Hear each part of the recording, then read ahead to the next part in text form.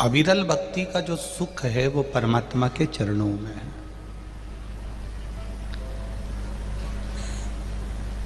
दुनिया का कोई सुख तुम्हें कहीं मिले ना मिले, पर मेरे भोलेनाथ जी के चरणों में जाकर अगर थोड़ी देर भी आप बैठ गए हो तो जीवन का सुख आपको अवश्य प्राप्त होगा, केवल उसकी चौखट पर जाने से, केवल उसके दरवाजे पर जाने से।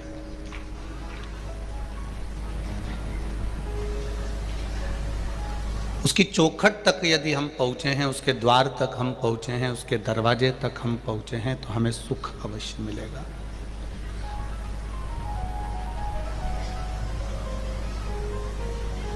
एक बार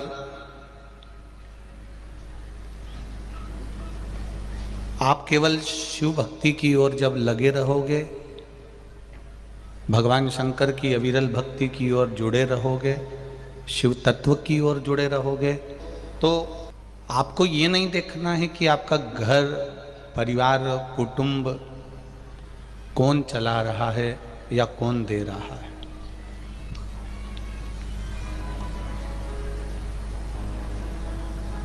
वो एक लाइन आप लोग स्मरण में लेते हैं, अब सौंप दिया इस जीवन का सब भार तुम्हारे हाथों।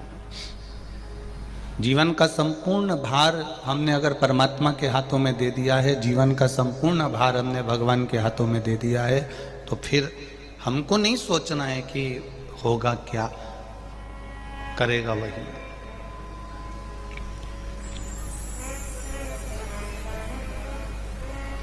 मैंने तेरे ही भरोसे ओ बाबा तेरे ही भरोसे हवा बिच उड़दी जावागी बाबा डोर हथों छड़ी नामे कटी जावागी भोले में। और जब तक हम अपनी चित्तवृत्ति को, अपने मन को, अपने विचारों को, अपनी दृष्टि को, अपनी सोच को, अपने व्यवहार को हम परमात्मा को नहीं देते हैं, तब तक सब कुछ ऐसा लगता है कि मैं कर रहा हूं।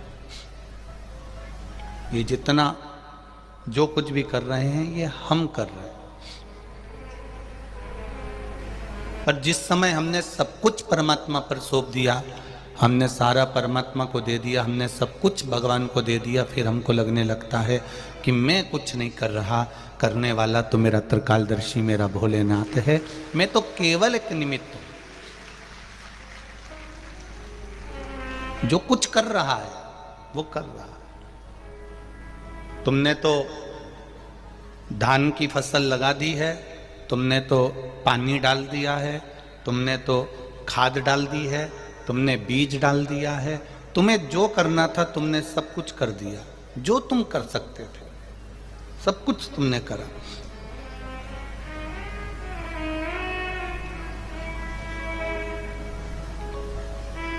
अब जमीन में तुमने खाद भी डाल दिया, बीज भी दे दिया, पानी भी दे दिया। अब फसल देना और नहीं देना किसके हाथ में? उसके हाथ में। अभी उसकी मर्जी है कि वो क्या दे रहा है क्या नहीं दे रहा है। आप जितनी अच्छी सोच रखकर, जितने अच्छे विचार रखकर, जितनी अच्छी दृष्टि रखकर, जितना अच्छा भाव रखकर परमात्मा की शरणागति में जाते हो, परमात्मा उतनी अच्छी दृष्टि से, उतने अच्छे भाव से, उतने अच्छे आनंद से आपको देता भी है।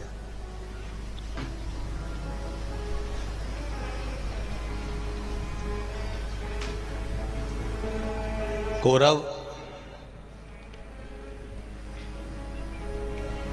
और पांडवों के युद्ध का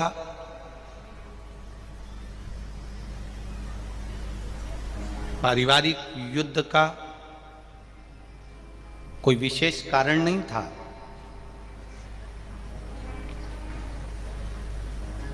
कौरव और पांडवों के युद्ध का कोई विशेष कारण नहीं था। और एक बार नहीं, भगवान कृष्ण से रुक्मणी जी ने कई बार पूछा कि आप मुझे ये बताओ कि आप पांडवों का साथ दे रहे हो, आप कौरवों का साथ क्यों नहीं दे रहे?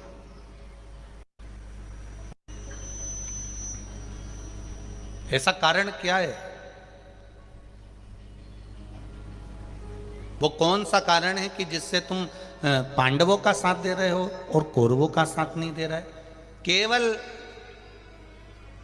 एक शिव भक्त, केवल एक शिव भक्त, और वो शिव भक्त भी ऐसा बिल्कुल भोला, एकदम सहज, एकदम सरल, जिसका नाम था मत्स्य राज विराट।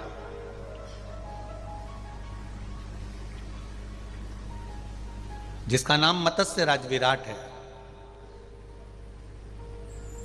धृतराष्ट्र सिंहासन पर बैठे हुए थे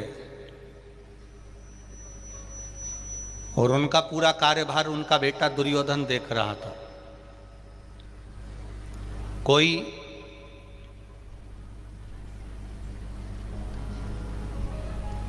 विधायक के सिंहासन पर बैठ जाता है, कोई सांसद के सिंहासन पर बैठ जाता है, कोई मंत्री पद प्राप्त हो जाता है, कोई राजसी सत्ता प्राप्त हो जाती है।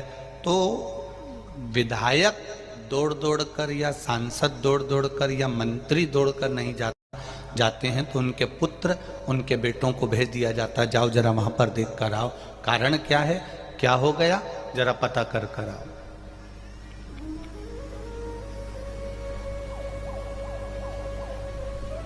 धृतराष्ट्र नहीं जाते थे देखने के लिए,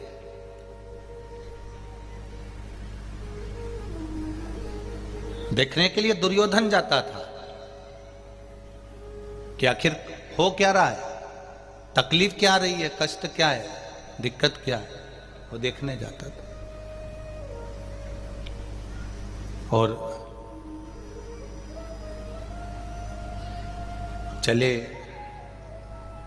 दुर्योधन ने कहा कि जरा मालूम कर कर आओ, दुर्योधन कर रहे हैं, जरा पता कर कर आओ कि ये सारा राजसी ठाठ हमारा, जहां जहां तक राज्य है हमारा, जहां जहां तक आनंद है वहां तक सब ठीक तो है, जरा पता करो, जरा जाओ, जरा मालूम कर कर आओ। अब दुर्योधन ने अपने गुप्तचरों को भेजा, सेवकों को भेजा, और गुप्तचरों ने, सेवकों ने सब देख कर आए, और आखिरी में जब पहुंचे, सब दूर देखने के बाद में दुर्योधन ने जब फाइल खोली और उस फाइल को खोलकर देखा, उस कागजों को देखा, भोजपत्र को देखा, तो उसमें केवल एक राजा विराट ऐसा था, मत्स्य राज राजा विराट केवल एक ऐसा था जिसने कर नहीं दिया था, जिसने कर्ज नहीं दिया था। जो कर होता है, टैक्स होता है, वो नहीं दिया। बहुत अच्छे से सुनना इस कथा को, ये आपकी जिंदगी बनाने वाली कथा है कि एक शंकर के मंदिर में जाने वाले का साथ कौन देता है?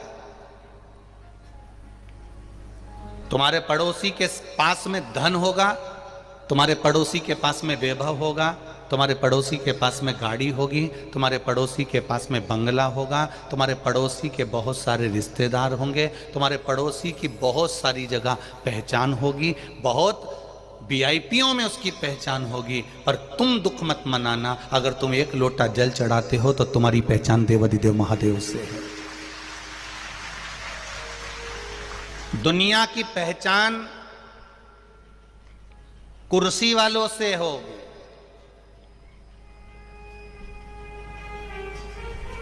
दुनिया की पहचान सत्ता वालों से है, दुनिया की पहचान कुर्सी वालों से है, दुनिया की पहचान मिनिस्टर से है, दुनिया की पहचान कलेक्टर से है, पर एक साधारण शिव भक्त की पहचान केवल डमरू वाले से है, केवल डमरू वाले।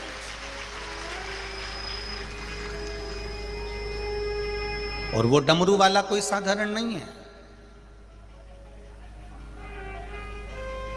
वो डमरू वाला कोई साधारण नहीं, उसकी भक्ति, उसका भजन, तुम्हारा चढ़ाया गया एक लोटा जल, कीर्तन, मंत्र जाप, स्मरण सुख प्रदान करने वाला, आनंद देने वाला।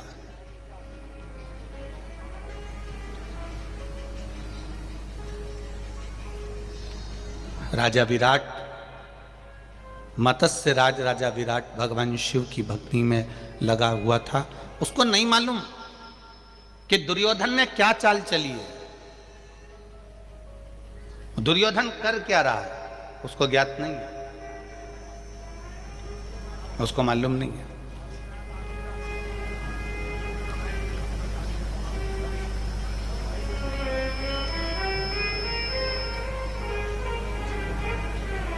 और जब उसे ज्ञात नहीं, शिव मंदिर के अंदर बैठकर भगवान शंकर को बेलपत्र समर्पित कर रहा है, भगवान शिव का मंत्र जाप कर रहा है, श्री शिवाय नमस्तुभ्यम। पंचाक्षर मंत्र बोल रहा है, नमः शिवाय। षडाक्षर मंत्र बोल रहा है, ओम नमः शिवाय। जप रहा है, कर रहा है वो मंत्र का जाप, कर रहा है वो स्मरण कर रहा है वो।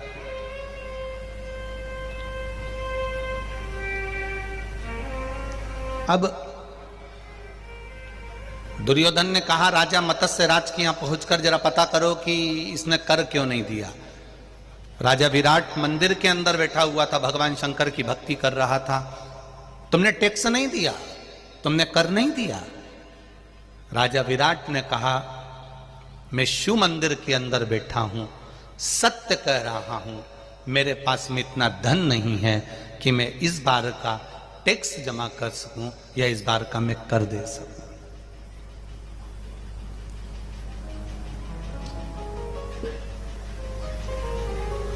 मैं इस बार का कर दे सकूं या इस बार का मैं टैक्स दे सकूं, इस साल का, ये मेरे पास में धन नहीं है। शिव मंदिर में पूजन करते करते राजा विराट ने ये शब्द कह दिया। जरा ध्यान लगाइएगा इस कथा की ओर कि आप मंदिर के अंदर बैठे हो और शिव महापुराण की कथा कहती है, अगर एक बार तुमने जिंदगी में अच्छा पुण्य करा हो तो मंदिर के अंदर, शिव मंदिर में बैठकर कभी झूठ मत बोलना। अगर तुमने सत्य बोल दिया तो तुमको निभाने वाला भी देवाधिदेव महादेव होगा, ये निश्चित है। फिर तुमको निभाने वाला कोई दूसरा नहीं होगा, तुमको निभाने वाला मेरा देवाधिदेव महादेव होगा। एक बार सत्य बोलना सीख जाओ बस। केवल शंकर के मंदिर में जाऊंगी, शिव मंदिर में जाऊंगी तो मैं सत्य बोलूंगी, सत्य के सिवाय कुछ नहीं बोलूंगी, ये मेरा आनंद रहेगा। भले शंकर जी के मंदिर से लोटा लेके जब तुम बाहर आ गई, घर पर पानी दे दिया, चरणामृत दे दिया, भगवान के चरणों का जल दे दिया सबको, उसके बाद तुमने झूठ बोला चल जाएगा। उसके बाद हम कहेंगे भी नहीं कि तुम झूठ मत बोलो, तुम्हारी मर्जी पड़े बोलो। पर जितनी देर शिव मंदिर के अंदर रहो, जितनी देर तुम शिव महापुराण के अंदर रहो, जितनी देर तुम भगवान शंकर की भक्ति में रहो, जितनी देर तुम भगवान शंकर के स्मरण में रहो, जितनी देर तुम शिव तत्व में रहो, जितनी देर तुम शंकर के गुणगान में रहो। पीछे के साउंड बढ़ाइए, पीछे के चारों तरफ के। जितनी देर शिव भक्ति में लगे रहो, जितनी देर भगवान शंकर के भजन में लगे रहो, जितनी देर शिव तत्व में लगे रहो, उतनी देर आप सत्य का मार्ग पकड़ कर रखो, उतनी देर आपका सत्य आपके पास में होना चाहिए। और जब सत्य का मार्ग पकड़ कर रखोगे शिव मंदिर के अंदर, शिव महापुराण के अंदर, भगवान शंकर की कथा के अंदर, तो फिर वो निभाने वाला भी तुम्हारा देव अधिदेव महादेव होगा, वो निभा ले। अब राजा विराट शिव जी के मंदिर में बैठे हैं और दुर्योधन के गुप्तचर, दुर्योधन के सेवक आकर कह रहे हैं, तुमने कर जमा नहीं करा, तुमने टैक्स जमा नहीं करा,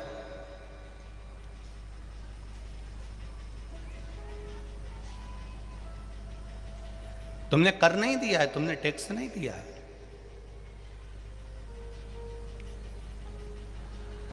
विराट कह रहे हैं,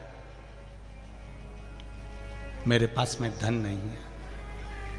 मैं शिव मंदिर में बैठा हूं, भगवान शंकर की आराधना कर रहा हूं, भगवान शंकर की पूजन कर रहा हूं, मैं भगवान शिव की भक्ति कर रहा हूं और सत्य कह रहा हूं कि मेरे पास में टैक्स जमा करने के लिए, कर देने के लिए मेरे पास में धन नहीं है।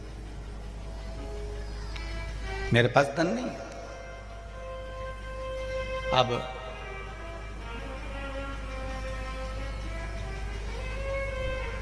दुर्योधन भी शिव जी को मानता था, तो भगवान शंकर के मंदिर से चल दिया। ठीक है, कोई बात नहीं।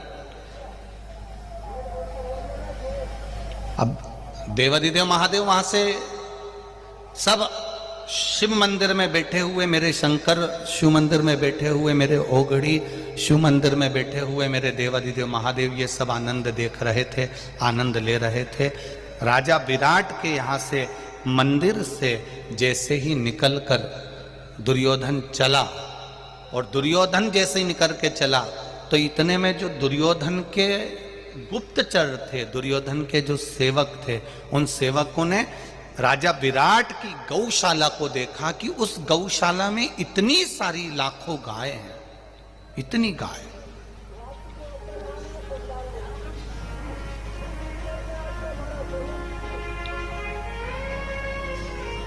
इतनी सारी गाय इस पूरे गौशाला में है, और इतनी सारी गाय जब गौशाला में है तो गुप्तचर ने कहा इतनी सारी गाय गौशाला में है, तो राजा विराट की गौशाला में जब गायों को देखा, राजा विराट की गौशाला में जब गायों को देखा, देखने के बाद दूतों ने दुर्योधन से कहा एक काम करते हैं, अगर ये कर नहीं दे सकता, अगर ये कर्जा नहीं दे सकता, कर प्रदान नहीं कर सकता, तो एक काम करते हैं, इसकी गायों को लेकर चल सकते हैं, इसकी गाय लेकर चलते हैं। दुर्योधन ने कहा इतनी लाखों गाय को लेकर जाएंगे, ये अच्छी बात नहीं है। इतनी लाखों गाय को अगर अपन लेकर जाएं, ये अच्छा नहीं है, श्रेष्ठ नहीं है। तो फिर करना क्या पड़ेगा? तब दुर्योधन के गुप्तचर ने, दुर्योधन के जो साथी थे, उन्होंने कहा एक काम करो, गाय के सोने के सींग लगे हैं, गाय की पीठ सोने की बनी हुई है, गाय के पांव में सोने के नूपुर लगे हुए हैं, गाय के गले में सोने की घंटी लगी हुई है, गाय की पूंछ पर सोने का आनंद लगा हुआ है। एक काम करो, पूरा सोना उतार लो। अब देखिएगा जरा, बहुत समझ की कथा है ये, बहुत ध्यान देने वाली कथा है।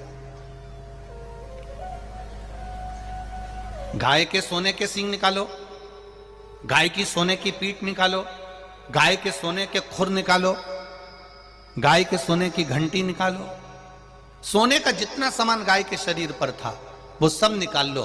तब दुर्योधन से ये बात कही कि दुर्योधन क्या ऐसा कर सकते हैं? तो दुर्योधन ने कहा नहीं नहीं नहीं नहीं, देखो गौ माता के शरीर पे से इतना सारा सामान निकालेंगे, ये अच्छी बात नहीं है। दुर्योधन ने मना करा, पर नहीं माने गुप्तचर। और तब दुर्योधन ने कहा एक काम करो, अगर कुछ मत निकालो, लाखों गाय अगर इसकी गौशाला में है तो लाखों गाय को लेकर वापिस चलो और अपने हस्तिनापुर में इन गायों को ले जाकर रख लो।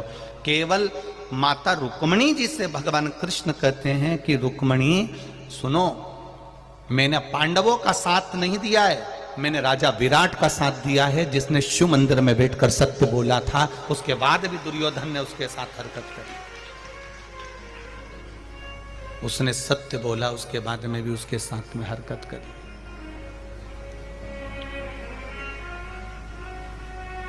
वो तो सत्य बोला है, और सत्य बोलने के बाद में भी उसकी हरकत जो कर रहा है दुर्योधन, वो श्रेष्ठ नहीं है।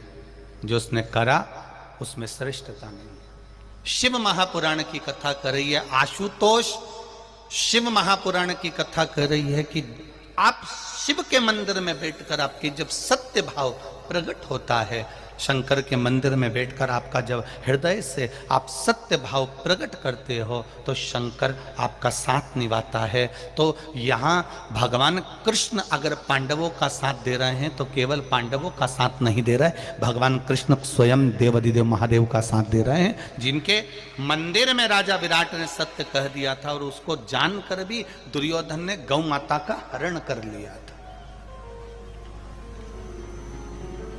उसको जानकर भी हरण किया गया, गौ माता का हरण कर लिया गया। आप जाओ शिव के मंदिर, आप जाओ भगवान शंकर की चौखट पर, आप यहां तक शिव महापुराण की कथा कह रही है। शिव महापुराण की कथा यहां तक वर्णन कर रही है, जरा ध्यान से सुनिएगा, कि खेती करो, किसान भाई अगर फसल बो रहा है, सोयाबीन बो रहा है, गेहूं बो रहा है, चना बो रहा है, चावल लगा रहा है, धान की खेती कर रहा है, मूंग की खेती कर रहा है, तो यहां तक शिव पुराण की कथा कह रही है कि खेती तुम करो, पर जिस दिन पहली बार खेत में जमीन पर तुम पांव रखो तो पहला जल मेरे शंकर भगवान का चढ़ा हुआ जल तुम्हारे पास में होना चाहिए, जिससे वो फसल भी तुम्हें प्राप्त हो तो शिव की कृपा से प्राप्त हो, देवाधिदेव महादेव की करुणा से प्राप्त हो।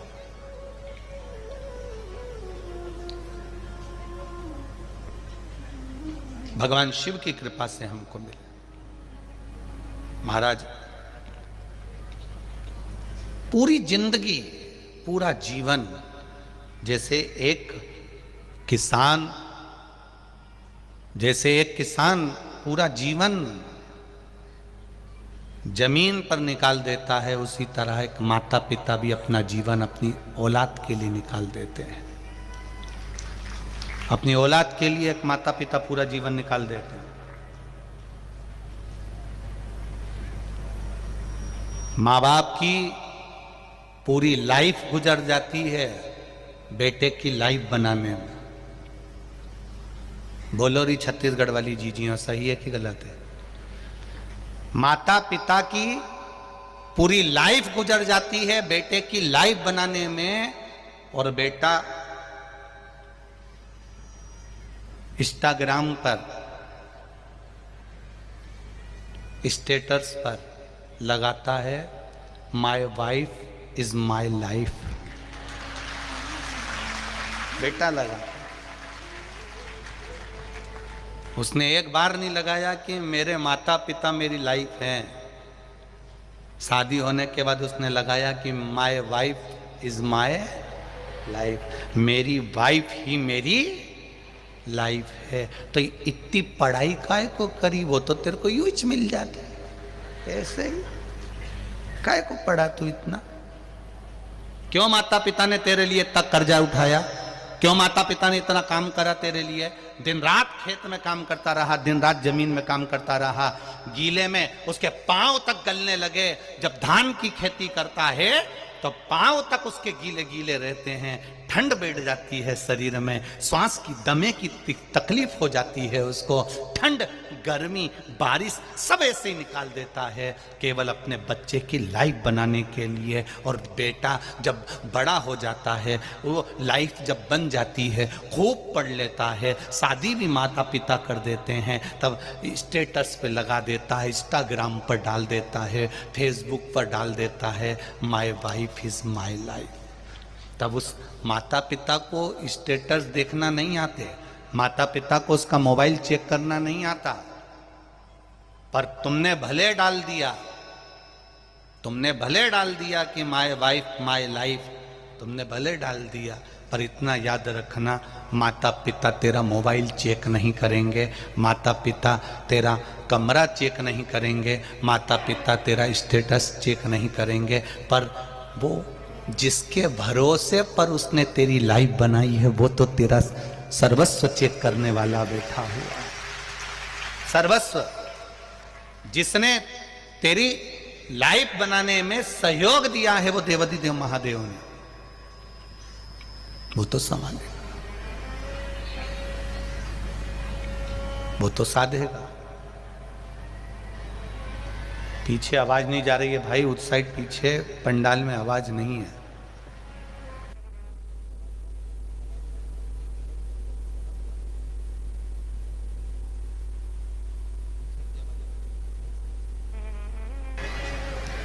शंभू,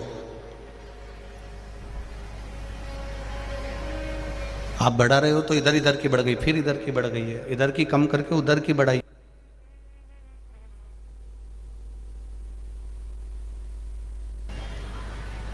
अपनी जिंदगी, अपना जीवन,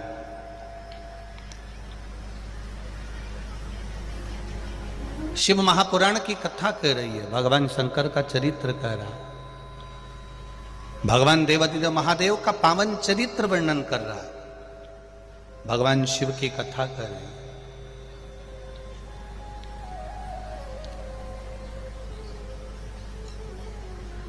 घर के माता पिता भी शिव का एक स्वरूप होते हैं। घर के बुजुर्ग भगवान शंकर का एक स्वरूप होते हैं।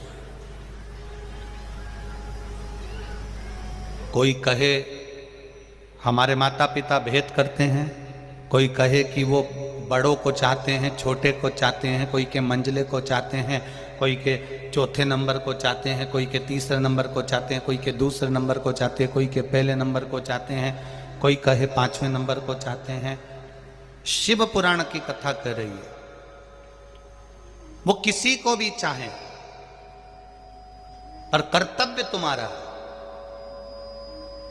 कर्तव्य तुम्हारा होना चाहिए कि वो जन्मदाता है तुम्हारे, इसलिए तुम उनका आदर करो, तुम उनका सम्मान करो, तुम उसका सत्कार करो। वो जन्मदाता है तुम्हारे।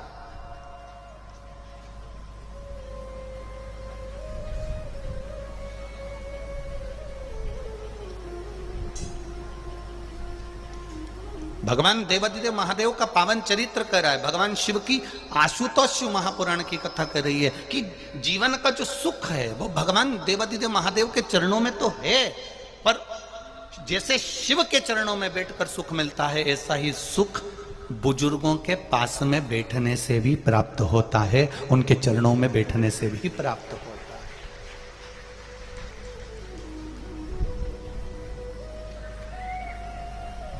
एक पत्नी हमेशा अपने पति को रुआब दिखाती है, छत्तीसगढ़ की नहीं है? एक पत्नी अपने पति को हमेशा रुआब दिखाती है कि मैं अपना घर छोड़कर आई, मैं अपना परिवार छोड़कर आई, मैं अपना पूरा बहन भाई छोड़कर, पूरे परिवार को छोड़कर मैं तुम्हारे लिए आई हूं। तो एक पति को भी रुआब दिखा कर कह देना चाहिए कि मैं भी तेरे चक्कर में अपने माता पिता से बुरा हो रहा हूं, मैं भी हो रहा हूं। ऐसा नहीं कि केवल तू ही। नारी तो अपने घर का केवल मायके को छोड़कर ससुराल में आती है, पर सबसे ज्यादा अगर दुख झेलना पड़ता है तो पति को झेलना पड़ता है। माता पिता कहते हैं जब से वो आई तो उसका हो गया, और ये दिन भर टाचा मार मार कर कहती रहती है तुम्हारे माँ बाप, तुम्हारे माँ बाप, तुम्हारे माँ बाप, तुम्हारे माँ बाप। अब बेचारा मंदिर के घंटे की तरह बीच में टंगा रहता है, बीच में टंगा। किसकी ओर बोले वो, किससे कहे?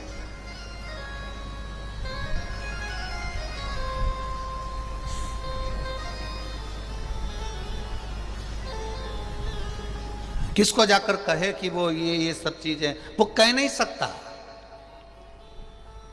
फिर भी पत्नी कुछ कहती है तो भी सुनता है, माता पिता कहते हैं तो भी वो सुनता है।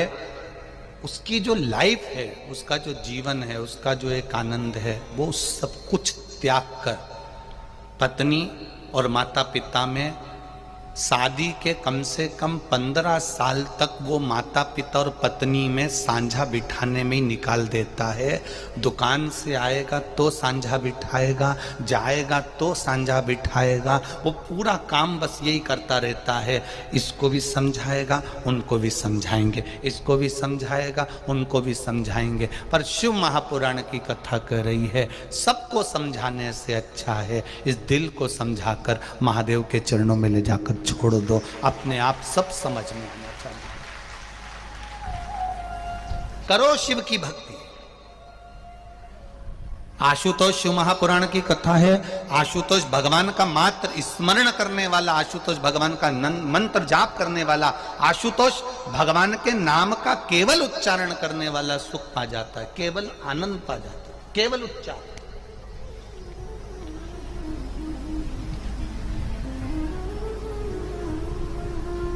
भक्ति करेगा तो बड़ा ही सुख पाएगा, भक्ति से आत्मा का मेल जुल जाएगा।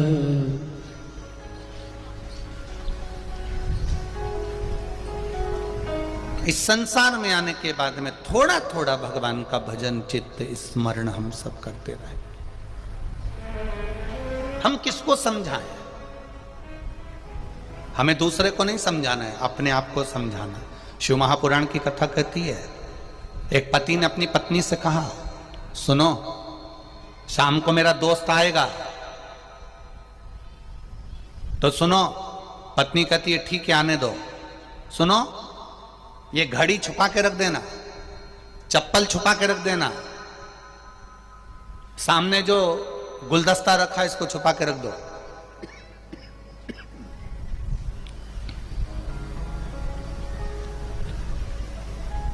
घड़ी छुपा दो, चप्पल छुपा दो, सामने सामान रखा है उसको छुपा दो, मोबाइल छुपा के रख दो। इतने में पत्नी ने बोला क्या तुम्हारा दोस्त चोर है जो तुम बोल रहे हो कि घड़ी छुपाओ, ये छुपाओ, वो छुपाओ? पति बोला नहीं, वो अपने सामान को पहचानता है,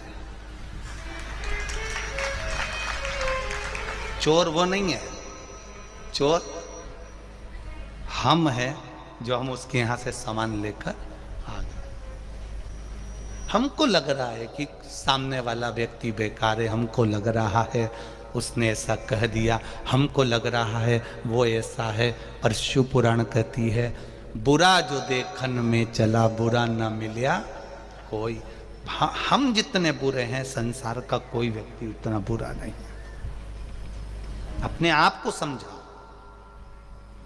शिव मंदिर में जाना, भगवान शंकर की चौखट पर जाना, भगवान शिव के दरवाजे पर जाना, तो ये कभी मत कहना कि उसने ऐसा कह दिया, उसने वो बोल दिया, उसने ऐसा कह दिया। नहीं नहीं नहीं, शंकर जी के मंदिर में जाकर कहना भोलेनाथ बस कोई कुछ भी कहे पर तू मेरे साथ में है, मेरा विश्वास करता है मैं सारे झंझट से, सारी दंगल में से बाहर निकल जाऊंगा क्योंकि तू मेरे साथ में है। हम उसके प्रति पूर्ण समर्पित हो जाए, हम पूर्ण समर्पण हमारा भगवान के प्रति हो जाए,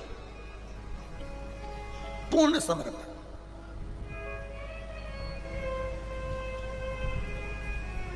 कितना सुंदर संवाद है। पार्वती मैया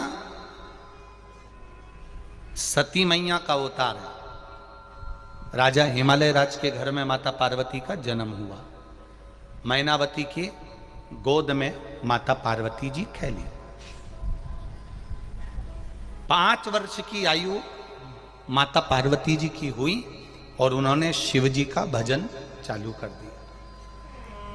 केवल 5 वर्ष की आयु थी माता पार्वती जी की और वो भगवान शंकर के शिवलिंग का निर्माण कर रही हैं, जलाधारी बना रही हैं, उसकी पूजन कर रही हैं। पार्वती मैया तब बेलपत्र भी नहीं जानती थी कि ये बेलपत्र है। पार्वती मैया तब जानती नहीं थी कि ये शिव जी को पत्ती चढ़ती है। एक बार माता पार्वती जी जब शिवलिंग का निर्माण करती हैं, भगवान शंकर का पूजन करती हैं, तब माता पार्वती सब जगह की पत्तियां तोड़कर भगवान शंकर का श्रृंगार करती हैं।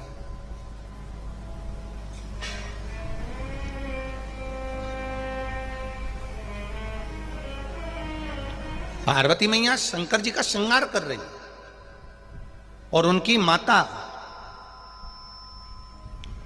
मैनावती आती हैं और मैनावती ने देख लिया कि पार्वती तो पार्थिव शिवलिंग का निर्माण करी है, बालू का शिवलिंग बनाया है, मिट्टी का शिवलिंग बनाया है और शंकर जी का जो श्रृंगार कर रही है वो इधर उधर के पेड़ों की पत्तियों से, वृक्षों की पत्तियों से कर रही है। तो मैनावती उसके पास में गई और पार्वती मैया के पास में जाकर मैनावती बैठ गई। पार्वती मैया के पास में मैनावती जाकर बैठी और मैनावती ने जाकर बैठकर पार्वती जी को बहुत देर तक देखा, उसकी पूजन को देखा, बहुत देर तक देखा और उनकी पूजन को देखा। पूजा देखने के बाद पार्वती मैया ने जब सारी पूजन कर ली तब मैनावती पार्वती जी को लेकर बाहर गई और बाहर जाकर मैनावती ने अपनी पार्वती को समझाना प्रारंभ करा। पार्वती, तो ये पत्तियां जो चढ़ा रही है, ये पत्तियां शिव जी को नहीं चढ़ती। देख, शंकर भगवान को करोड़ों का धन चढ़ा दो, शिव स्वीकार नहीं करते। शंकर भगवान को करोड़ों की जायदाद चढ़ा दो, शिव स्वीकार नहीं करते। शिव को केवल एक बेलपत्र चढ़ा दो तो करोड़ों के धन से बड़ी धन संपदा एक बेलपत्र में होती है। तो पार्वती जी ने पूछा, मां वो बेलपत्र कैसी होती है? मां वो बेलपत्र है कैसी?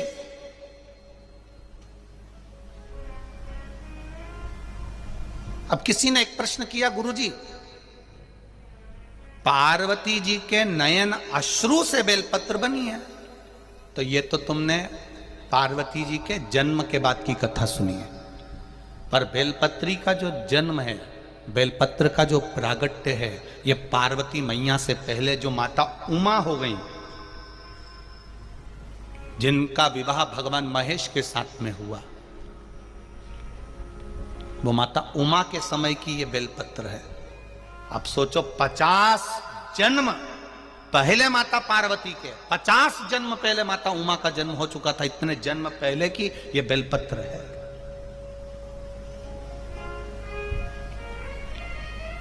हम कई बार व्यासपीठ से कह देते हैं, लोग उसको हंसी में ले लेते हैं। हम कई बार कहते हैं अगर आपने पार्वती जी को नहीं देखा, सती माता को नहीं देखा, उमा माता को नहीं देखा, कात्यायनी को नहीं देखा, कुष्मांडा को नहीं देखा, बमलेश्वरी को नहीं देखा, जगदम्बा को नहीं देखा, अन्नपूर्णा को नहीं देखा, आपने स्कंदा आदि महागौरी जितनी माताएं हुई, इनका अगर दर्शन नहीं कराओ तो एक बेलपत्री को जब शंकर जी पे चढ़ाओ और शंकर जी पे चढ़ी हुई बेलपत्र जब उठाकर जब उसको अपने मस्तिष्क से लगाओ, समझ लेना कि सारी माताएं उस बेलपत्र के अंदर विराजमान हो जाती हैं जो शिव के पास में चढ़ी जाती हैं।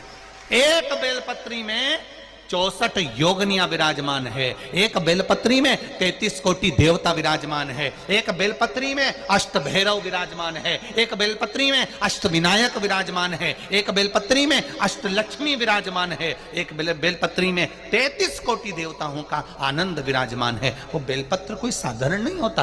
पार्वती, तू शिव जी को एक बेलपत्र चढ़ा। ये माता मैनावती अपनी पार्वती को कह रही है। कहां कह रही है? पूजन वाली जगह से बाहर ले जाकर। अब जरा समझ लीजिए, छत्तीसगढ़ के और जितने लोग आस्था चैनल पर कथा सुन रहे हैं, जितने लोग फेसबुक यूट्यूब पर सुन रहे हैं और जितने लोग यहां बैठकर कथा सुन रहे हैं, मैनावती में और हम में अंतर है। हम व्यक्ति को टोकते कहां पर हैं? भगवान की जब वो पूजन कर रहा होता है तब। मैनावती ने वहां नहीं टोका, पार्वती को वहां नहीं बोला। मैनावती ने देख लिया कि पूजन कैसी कर रही है, पत्ती कैसी चढ़ा रही है, क्या कर रही है, तब पार्वती मैया का हाथ पकड़कर बाहर लेकर गई शंकर के मंदिर से, शिवालय से बाहर ले जाकर मैनावती ने कहा कि पार्वती, शिव जी को अगर तू बेलपत्र चढ़ाएगी तो शंकर भगवान स्वीकार करेंगे। ऐसे तुझे बेलपत्र चढ़ाना है, ऐसे तुझे जल चढ़ाना है। ये शिव जी के सामने मैनावती ने नहीं कहा, शिव जी के पास से जाकर कहा। क्यों?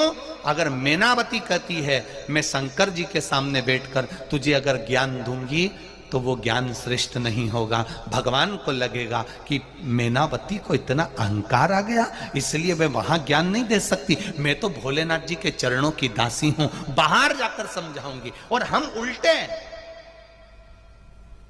कई माताओं की आदत रहती है, मंदिर में कोई पूजन करने आई और इसने टोकना, इधर मत बैठो, उधर बैठो, ऐसे मत चढ़ाओ, ऐसे चढ़ाओ, ये मत करो, ऐसा करो, तो समझ लेना ये मैनावती से भी ऊंची है। मैनावती से भी ऊंचा ज्ञान इसमें आ गया, जो ये शंकर जी के सामने बैठकर ज्ञान दे रही है। माता ब्रह्मा जी की धर्म पत्नी ब्रह्माणी को अहंकार आ गया था, सरस्वती को अहंकार आ गया था, वीणा देवी को अहंकार आ गया था कि मुझ में स्वर की आनंदता है, मैं स्वर की देवी हूं, मुझ में संगीत भरा है, मुझ में स्वर भरा है, मुझ में विद्या भरी है, मुझ में ज्ञान भरा हुआ है। ब्रह्मा जी ने जान लिया कि इसको इतना अहंकार आ गया, ब्रह्मा जी उसको शिव जी के पास ले गए। शंकर जी ने जान लिया कि सरस्वती को इतना अहंकार है, शंकर जी ने एक सभा रखी, इंद्र के यहां पर सभा चल रही थी, सब बैठे थे, देवादिदेव महादेव उस जगह पर पहुंच गए। तुमरुका जी आ गए, शंकर भगवान के भक्त तुमरुका जी, जिनके हाथ में वीणा है, करताल है, मुख घोड़े का लगा है, मुख घोड़े का लगा।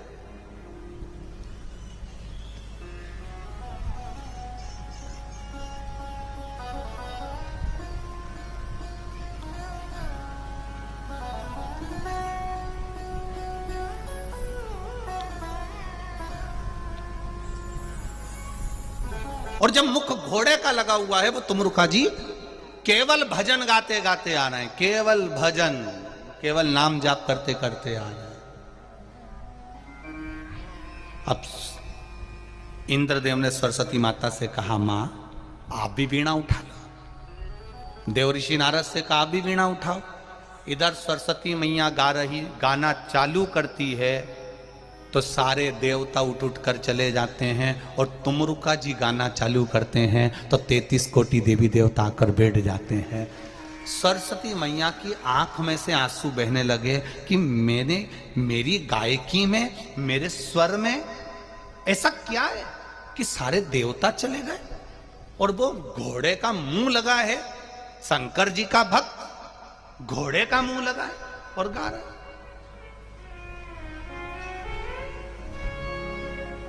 कितना भाव। एक जगह पे मीराबाई गा रही थी, मीराबाई भजन गा रही थी, तो वहां पर तानसेन निकल कर जा रहे थे, स्वर के सम्राट। तानसेन ने सुना मीराबाई गा रही है तो तानसेन को बड़ा दुख हुआ। तानसेन ने कोयला उठाया, उठा के दीवाल पे रख दिया, कृपया राग में गाएं, क्योंकि मीराबाई राग नहीं जानती थी, मीराबाई तो प्रेम से गा रही थी। तानसेन ने दीवाल के ऊपर लिख दिया, कृपया राग में गाएं। मीराबाई भजन गाकर उठी, जो देखा तो दीवाल पर लिखा था कृपया राग में गाएं। तो मीराबाई ने पूछा, ये किसने लिख दिया? तब लोगों ने कहा, तानसेन निकल कर गए थे, स्वर के सम्राट, जिनकी आवाज सुनने के लिए तो अकबर भी आनंद करता है, जिसको सुनने के लिए सब बैठे रहते हैं, बड़ी बड़ी सभाएं होती हैं, वो तानसेन ने लिखा है, मीराबाई तुम्हारे लिए लिखा है, कृपया राग में गाएं। मीराबाई ने कोयला उठाया, जहां लिखा था राग, उसके आगे लिख दिया अनु। क्या लिखा? जम के बोलो जरा, अनु। अब क्या हो गया वो? अनुराग। अब उसका पूरा पढ़ो, कृपया, बोलो बोलो बोलो, अनुराग में गाएं। तानसेन वहां से निकलकर फिर गया तो उसने देखा कि यहां पर मैंने लिखा था कृपया राग में गाएं, तो ये अनु किसने लिख दिया? तो क्या मीराबाई ने लिखा है। तानसेन मीरा के पास गए, मीरा मैंने तुझे राग गाने के लिए बोला और तूने अनु लिख दिया। मीराबाई कहती है, तानसेन तुम गाते हो अकबर को प्रसन्न करने के लिए, राजा को प्रसन्न करने के लिए, मीरा गाती है गिरधर को प्रसन्न करने के लिए। राजा राग देखता है और भगवान बोलो रे छत्तीसगढ़ वालों, अनुराग देखता है। भगवान कभी राग नहीं देखेगा, भगवान अनुराग देखेगा। भगवान को नहीं चाहिए तुम्हारी राग वाग, रख लो तुम्हारे पास। रात को माताएं और ये छोरा हो, ये नवयुवक छोरे और बूढ़ी बूढ़ी माताएं रात को जब गाती हैं, उनको देखने लायक है। डोकरी उनके मुंडा में दांत नहीं और भजन ऐसा गाए, ऐसा गाए, और छोरा उन भी ऐसी ऐसी चिल्लाए हार हार। उधर से छोरे चिल्लाए, इधर से डोकरी होन गाए और ढोलक पीट पीट के। इनके हाथ देखो तो ऐसे दुबरे पतरे और ढोलक ऐसी पीट रही कि मां पीटे तो अंदर आवाज जाए, ऐसा भयंकर रहा।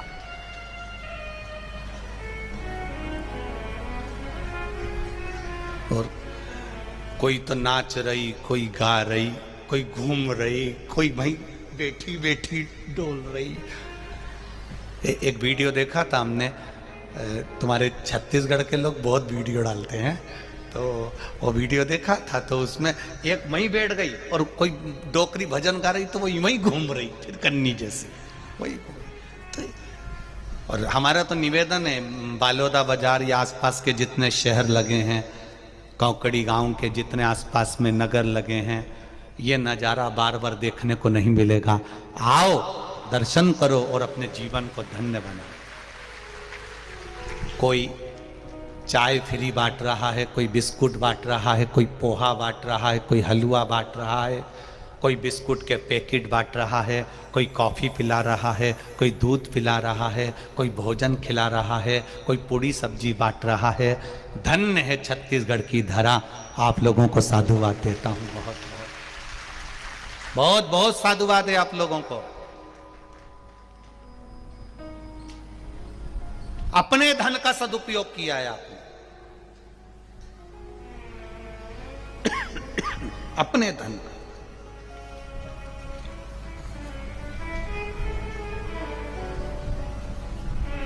ये छत्तीसगढ़ के लोगों ने जो खिलाने की जो आदत डाली है, लोगों को खूब प्रेम देने की आदत डाली है, ये कहीं उस परमात्मा की कृपा से प्राप्त हुआ है और उसको आनंद के साथ जनमानस तक पहुंचना चाहिए। इसीलिए तो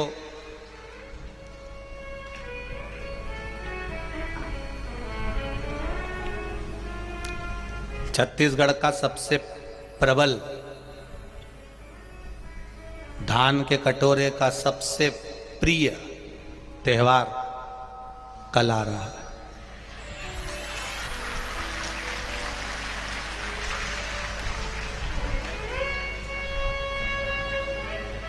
क्या बोलते हैं? छेर छेरा, माई कोठी के धान हरे तेरा।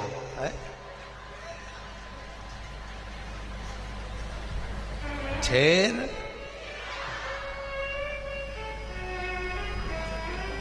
स्वयं अन्नपूर्णा मैया अपने किसान भाइयों के घर पर जाकर भिक्षा मांग लेती है महादेव को देने के लिए। ये वो त्योहार छे चाहे करोड़पति हो चाहे रोडपति हो, वो भी भिक्षा मांगने के लिए जाता है कि एक मुट्ठी धान मिल जाए और वो जीवन का आनंद कर जाए। ये वो छेर छेरा, ये सुख है। तो कितना सौभाग्य मिला है आप लोगों को कि ये धान का सदुपयोग करने का, सदुपयोग करने का। और इसके बाद में जहां कथा है परभणी में 13 तारीख से 17 तारीख तक शाम को 4 बजे से 7 बजे तक, परभणी वालों को भी कहना चाहूँगा, ये मौका 5 दिन कहीं ना कहीं तुम्हारे भाग्य का था, इसलिए कहीं भोलेनाथ को कुछ कृपा करना होगी। परभणी में कोई ना कोई ऐसा शिव भक्त होगा जिसके कारण परभणी को ये 5 दिन की कथा मिली, 13 से 17 तक। भंडारे खूब चलाओ, आए हुए भक्तों का खूब आदर करो, खूब प्रेम से खिलाओ, चाहे अग्रवाल समाज हो, महेश्वरी समाज, ब्राह्मण समाज, दर्जी समाज, धोबी समाज, जो समाज है सब लग जाओ। किसी के आदर में कमी ना रहे, क्योंकि शिव महापुराण में कोई साधारण मनुष्य नहीं जाता। शिव महापुराण की कथा सुनने के लिए स्वयं मेरा महादेव पार्वती को लेकर आता है। यहां पर सुनने वाला केवल एक मनुष्य नहीं है, कथा सुनने जितने लोग पंडाल में बैठे हैं वो केवल मनुष्य नहीं है, शंकर के हैं, शंकर के प्रिय हैं। क्योंकि तुम्हारे पहचान वाले की शादी में, तुम्हारे जैसे कोई अच्छे रिश्तेदार की शादी है, रिश्तेदार की शादी में वही जाता है जिसकी उससे बहुत घनिष्ठता होती है। तो शिव महापुराण में वही आता है जिसकी शंकर से बहुत घनिष्ठता होती है, जिसका प्रेम शिव के प्रति है, जिसका स्नेह शंकर के प्रति है, जिसकी वात्सल्यता शिव के प्रति है। मिला मौका। कल किसी ने एक मैसेज करा था, गुरुजी आपकी सब कथा 1 बजे से आती है, 2 बजे से आती है, 11 बजे से आती है, कभी 10 बजे से आती है। अब की बार की कथा जब माघ के महीने में चालू हो रही है और वहाँ चल रही है परभणी में, तो शाम को 4 से 7 क्यों दिया? तो हमने समीर जी को यह बात बोल दी थी कि एक कथा हमारा मन है, शंकर भगवान का जो समय होता है प्रदोष काल, हमारा मन था कि कम से कम 2 दिन, 5 दिन या 7 दिन की कथा प्रदोष काल में माघ महीने में श्रवण करी जाए। तो माघ महीने की जो कथा है 5 दिन की, वो आप लोगों को वो आनंद के साथ प्रदोष काल में शिव का जो समय, शंकर का जो समय, उस प्रदोष काल में हमें श्रवण करने को मिलेगी। तो पूरे माघ महीने का फल तुम्हारी झोली में आकर रखा जाएगा। इसलिए उस कथा का समय लिया है शाम, प्रदोष काल का समय 4 से 7 का। भक्ति का बल बढ़े, विश्वास बढ़े।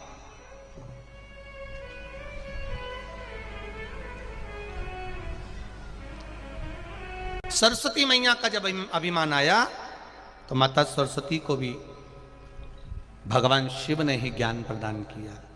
बहुत ध्यान देना इस कथा में। अगर शिव मंदिर में कोई पूजन कर रहा है, शंकर जी के मंदिर में कोई अनुष्ठान कर रहा है, आपको आता है, आप महाज्ञानी हैं, आप विद्वान हैं, आप बहुत बड़े आचार्य हैं, आपके पास में बहुत विद्वत्ता बड़ी भरी हुई है, तो भी हमारी शिव पुराण कथा कहती है आप कितने बड़े भी विद्वान बन जाओ, पर किसी का अनुष्ठान चल रहा है, कोई कुछ बोल रहा है, कोई कुछ बता रहा है, उस जगह पर अपने को कभी गलती नहीं छाटना। अगर बोलना है तो बाहर निकलकर उसको बुलाकर बोल दो कि तुमने ये गलती कर दी है, तुमने ये गलती करी है, उसको बाहर निकाल के बोलो। विद्वान की विद्वत्ता,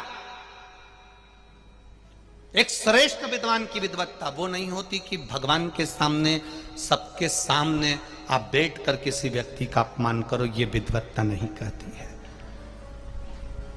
पार्वती की माता, पार्वती जी की माता जी मैनावती ने पार्वती जी का हाथ पकड़ा। 5 वर्ष की माता पार्वती जी और बाहर ले जाकर कहती हैं कि शिव जी को अगर तुम्हें चढ़ाना तो बेलपत्र चढ़ाना, भगवान शंकर का श्रृंगार ऐसे करना, भगवान शिव को तुम ऐसे सजा देना, भगवान शंकर को ऐसे जल चढ़ा देना, भगवान शंकर को ऐसे दूध चढ़ा देना, भगवान शंकर को ऐसे धतूरा चढ़ा देना। ये माता मैनावती अपनी पुत्री पार्वती जी को समझा रही, अपनी पार्वती को कह रही, शिव जी के सामने नहीं कहा, भगवान शंकर के सामने नहीं कहा।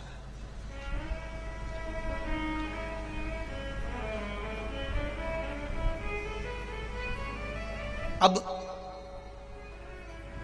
जैसा माता जी ने समझाया था मैनावती ने, वैसा वैसा माता पार्वती पूजन करना प्रारंभ कर दिया। अब पूजन कर रही माता पार्वती, तो पूजन का फल क्या मिला? पूजन करते करते पार्वती जी वन में चली जाती है, वन में शिव जी की आराधना करती है, फिर भगवान देव अधिदेव महादेव माता पार्वती को प्राप्त हो जाते हैं। हम भी पूजन करते हैं, आप और हम भी पूजन करते हैं, आप और हम भी शिव मंदिर जाते हैं, आप और हम भी शंकर का अनुमोदन करते हैं, शंकर का भजन करते हैं। पर अब हमको मालूम पड़ गया कि शंकर जी के ऊपर जो जल का पात्र टंगा रहता है वो शिव जी की 5 बेटियां हैं। अब हमको मालूम पड़ गया कि जहां से जल बहता है उसके बीच में जो जगह होती है उस जगह पर कौन होती है? जम के बोलो, अशोक सुंदरी। क्या आपको पहले मालूम था क्या? नहीं। अब हमको मालूम हो गया कि यहाँ अशोक सुंदरी है। अब हमको मालूम पड़ गया कि यहाँ गणेश जी हैं। अब हमको मालूम पड़ गया यहाँ कार्तिकेय जी हैं। अब हमको मालूम पड़ गया जहाँ शिवलिंग रखा है वहां पर पार्वती जी का हस्त कमल है।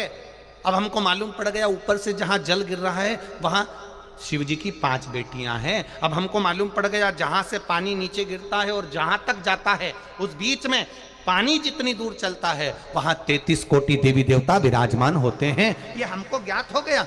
ये काय से ज्ञात हुआ? जब हमने शिव महापुराण की कथा को सुना, पढ़ा और स्मरण किया, तब हमें मालूम पड़ा कि कथा में ऐसा वर्णन है।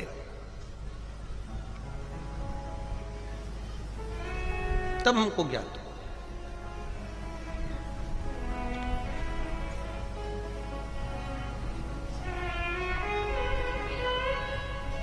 जब तक हमें ज्ञात नहीं होता तब तक हम जानते नहीं।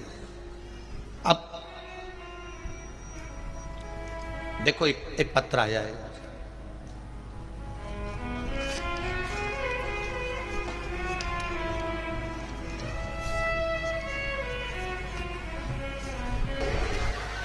हो दिल रखकर श्रवण करिए, आनंद रखकर सुनिए।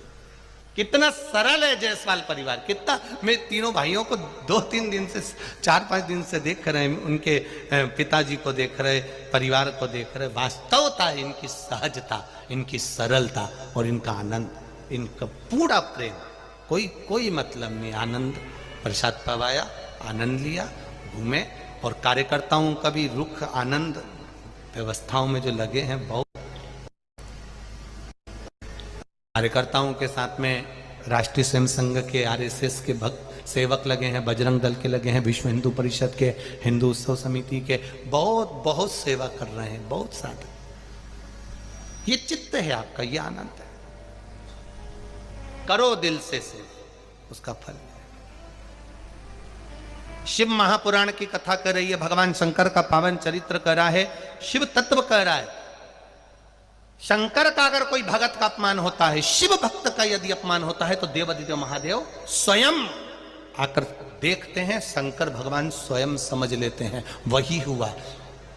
सत्यभामा जी ने रुक्मणी जी से प्रश्न किया, रुक्मणी जी ने भगवान कृष्ण से प्रश्न किया, मेरा प्रश्न का उत्तर दीजिए वसुदेव। हे कन्हैया, हे कृष्ण, मेरे प्रश्न का उत्तर दीजिए। क्या प्रश्न है आपका? मेरा प्रश्न केवल एक है।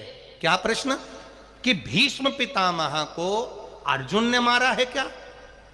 भीष्म पितामह मर किसके चक्कर में रहे हैं? भीष्म पितामह किसके चक्कर में मर रहे हैं? भगवान कृष्ण ने कहा, भीष्म पितामह को मारने वाला अर्जुन नहीं है, भीष्म पितामह को मारने वाला एक शिव भक्त है। शिव भक्त, भगवान शंकर का गण। शंकर का जो भक्त होता है वो शिव का गण होता है। हम कई बार व्यासपीठ से आप लोगों को भी शिव गण कह देते हैं। आप जितने लोग कथा सुनने आते हो, टीवी पर सुनते हो, मोबाइल पर सुनते हो, हम इनको कह देते हैं शिव गण हो आप, शंकर के हो आप, शिव के भक्त हो आप, शंकर के उपासक हो आप,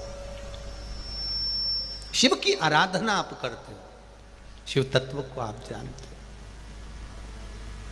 कहा, भगवान कृष्ण ने कहा, भीष्म पितामह को अर्जुन ने नहीं मारा है। भीष्म पितामह अगर मर रहे हैं, भीष्म पितामह के अगर प्राण छूट रहे हैं, उनको मारने वाला अर्जुन नहीं, उनको मारने वाले पांडव नहीं, गंगा पुत्र हैं भीष्म पितामह, जिनके प्राण एक शिव भक्त के कारण छूट रहे हैं। उनको मारने की सामर्थ्यता न अर्जुन में है न पांडवों में है। उनको मारने की सामर्थ्यता केवल एक शिव भक्त में हो सकती है, क्योंकि ये गंगा पुत्र भीष्म पितामह है, साधारण नहीं। हम पहले कथा में कहे, आज फिर कहते हैं, माता पिता से नहीं डरना, मत डरो, वेद पुराण से नहीं डरना मत डरो, धर्मशास्त्र से नहीं डरना मत डरो, गुरुओं से नहीं डरना मत डरो, माता पिता से नहीं डरना मत डरो, घर के बुजुर्गों से नहीं डरना मत डरो, पर इतना याद रखना अपने कर्म से जरूर डरना, क्योंकि कर्म का भोग तो परमात्मा को भी भोगना पड़ता है। तो अपन क्या है, भीष्म पितामह ने जो पूर्व में करा है उस कर्म का भोग पितामह को भोगना पड़ रहा है। उन्होंने एक सांप को अपने दास से कहकर कांटों में पटकवाया था, इसलिए बाणों की सैया पर पड़े रहे, पर प्राण छूट क्यों रहे? बाण लगे तो लगे क्यों? भीष्म पितामह के शरीर में बाण चुभे क्यों? उसका कारण क्या था? वो मर क्यों रहे? प्राण क्यों छूट रहे? केवल एक शिव भक्त, एक शिव भक्त। एक बार काशी नरेश की 3 लड़कियां, अंबा, अंबिका, अंबालिका, नाम बोलो फिर से, अंबा, अंबिका, अंबालिका, 3 लड़कियां। अब काशी नरेश की 3 बेटियां, इधर भीष्म पितामह को मालूम पड़ा कि काशी नरेश के यहां पर स्वयंवर है बेटियों का,